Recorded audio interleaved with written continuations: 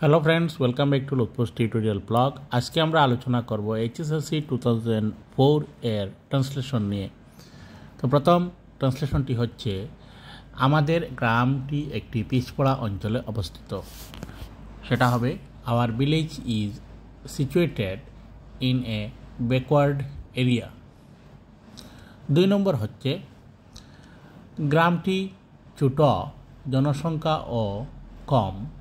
সেটার ট্রান্সলেশন হবে, the village is small, so population is less.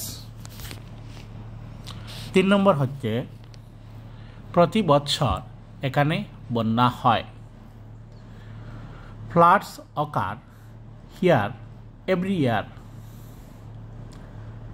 4 নম্বর হচ্ছে, গ্রামের বেশিরভাগ মানুষ কৃষক এবং খুব গরিব।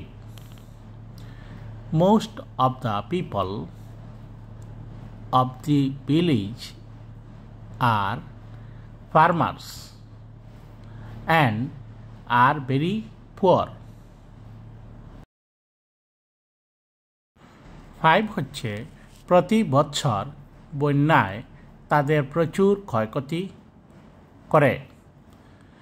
Floods caused them a lot of loss every year. 6 হচ্ছে, আমাদের গ্রামে শিক্ষিত লোকের সংখ্যা অতি কম।